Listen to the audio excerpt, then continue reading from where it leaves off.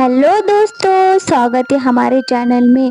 बदलापुर गांव में अनु अपने पति मनीष के साथ रहा करती थी और वह दोनों एक दूसरे के खेतों में काम करके अपना घर खर्चे चलाया करते थे। लेकिन शादी के कुछ महीनों बाद ही मनीष अनु को छोड़कर चला गया और किसी और से शादी कर लिया। ये सब देखकर अनु बहुत रोने लगती है, लेकिन तभी उसे पता चलता है कि वो गर्भवती है और अब उसके पास जीने का बस एक ही कारण था, वो था बस उसका आने वाला बच्चा। अगले दिन सुबह अनु खेतों में काम करने चली जाती है। मनीष के जाने के बाद बेचारी अनु बहुत अकेली पड़ गई थी। एक दिन अनु के घर उनके पड़ोस की काकी आती है। अरे बेटा अनु, तुम कहाँ जा रही हो? काकी, मैं काम पर जा रही हूँ। काकी, आपको पता ही है मेरे घर के हालात कैसे हैं, मुझे काम तो करना ही पड़ेगा। ठीक है अनु बेटा, लेकिन अब तुम काम थोड़ा कम करो, जा तुम गर्भवती हो। फिर अनु खेतों में काम करने चली जाती है। ऐसे ही अनु को 2 महीने बीत जाते हैं। अनु बेटा, अब तुम्हें 9वां महीना लग चुका है, तो तुम अब काम पर जाना बंद कर दो। नहीं काकी, मैं घर नहीं बैठ सकती। आपको तो बताइए, उनके जाने के बाद घर का बोझ मेरे ऊपर आ गया है। अगर मैं इस तरह घर पर बैठूंगी तो मेरे आने वाले बच्चों को क्या खिलाऊंगी पिलाऊंगी? काकी, जब तक मुझसे काम होगा मैं काम करूंगी।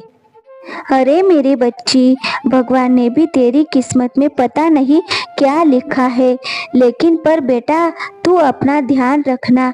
ऐसा बोलकर काकी अपने घर चली जाती है और अनु भी काम करने के लिए चली जाती है। लेकिन एक दिन रात को अनु के पेट में अचानक बहुत दर्द शुरू हो जाता है, तो उसके चिल्लाने की आवाज़ सुनकर उनके पड़ोस की काकी वहां आ जाती है और अनु को ऐसी हालत में देखकर वह अनु को अस्पताल में भर्ती करवा देती है। अनु ने एक लड़की को जन्म दिया था। अनु अपने बच्चों को देखकर अपने सारे दुख दर्द भूल जाती है। अब अनु पहले से ज़्यादा काम करने लगी थी और वह अपनी लड़की को बहुत अच्छी परवरिश कर रही थी, उसका बहुत अच्छे से ध्यान रख रही थी। ऐसे ही कुछ साल बीत जाते हैं और अनु का लड़का मोहित बड़ा हो जाता है। तो एक दिन मोहित अपनी माँ से कहता है, माँ, सब लोगों के पिताजी है, मेरे पिताजी कहाँ है? वो हमसे मिलने क्यों नहीं आते? मोहित की ये बात सुनकर अनु दुखी हो जाती है और अपने मन में सोचती है, अब ये सही समय आ गया मोहित को सब कुछ सच बताने का। फिर अनु मोहित को अपने आप बीती पति की सुनाई देती है। माँ, आप दुखी मत हो, मैं आपको छोड़कर कहीं नहीं जाऊंगा, मैं हमेशा आपके साथ रहूंगा। फिर एक दिन जब मोहित मार्केट से अपने घर लौट रहा था, तभी उसका एक कार से एक्सीडेंट हो जाता है।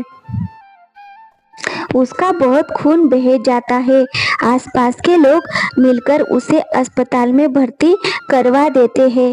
तभी वहाँ उसकी माँ अनु भी आ जाती है।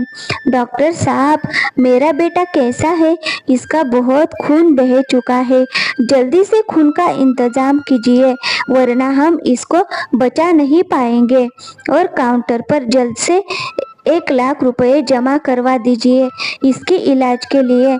डॉक्टर साहब, अगर मेरा बेटा खून इससे मिलता है तो आप इसे मेरा खून दे दीजिए, मैं अभी कुछ देर में पैसों का इंतजाम करती हूँ।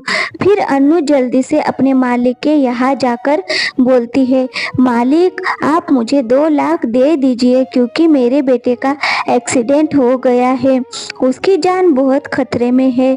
मैं आपका ये सारा पैसा सूद समेत लौटा दूंगी, आप मेरा भरोसा कीजिए।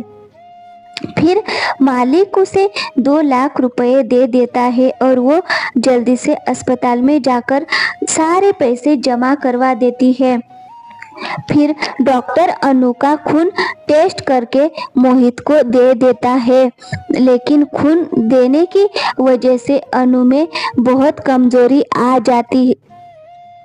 आ गई थी, इसीलिए डॉक्टर ने उसे घर पर आराम करने को कहा था। कुछ दिनों बाद अनु के बेटे मोहित को होश आया।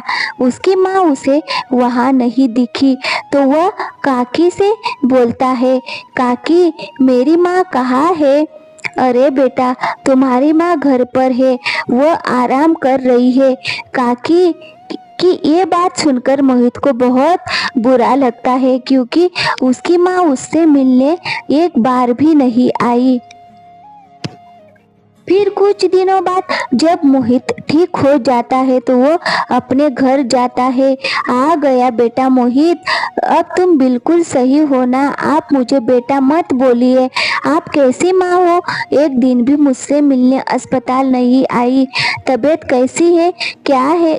कुछ लेना देना नहीं है? भला हो उस औरत का जिसने मुझे खून दिया और मेरा बिल भर दिया। मुझसे मिलने केवल काकी आया करती थी अस्पताल में।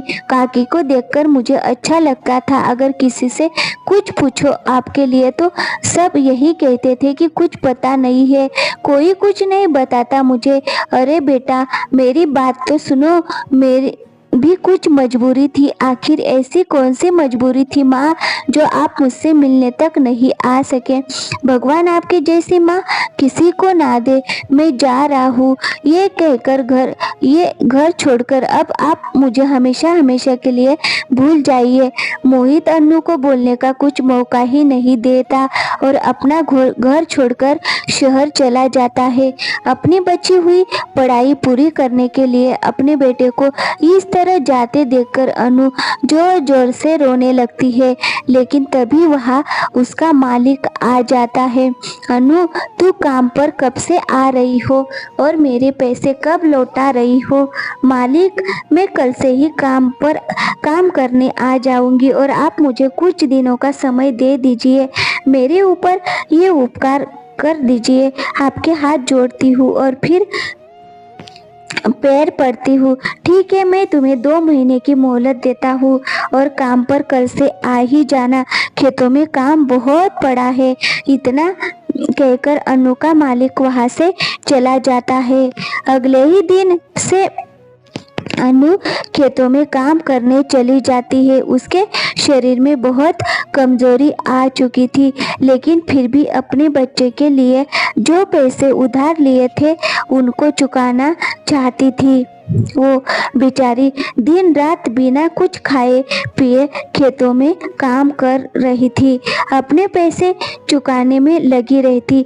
ऐसे ही कुछ साल बीत जाते हैं। उधर अनु का बेटा भी एक बड़ी कंपनी का मैनेजर बन चुका था, लेकिन वह अपनी माँ पर इतना ज़्यादा गुस्सा था कि अपनी माँ से एक बार भी मिलने नहीं आया। एक दिन काकी दौड़ी हुई अनु के पास जाती है।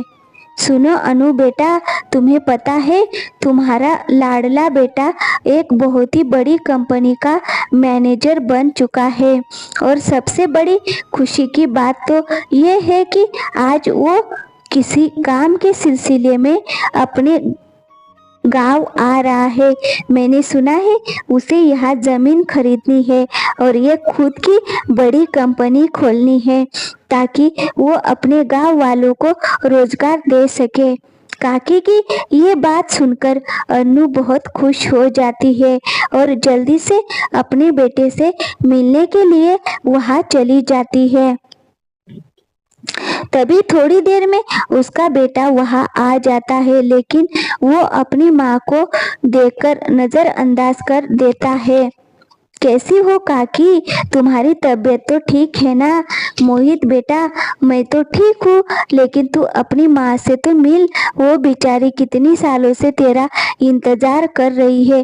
काकी, वो मेरी माँ नहीं है। अगर वो मेरी माँ होती तो मुझसे मिलने अस्पताल में जरूर आती।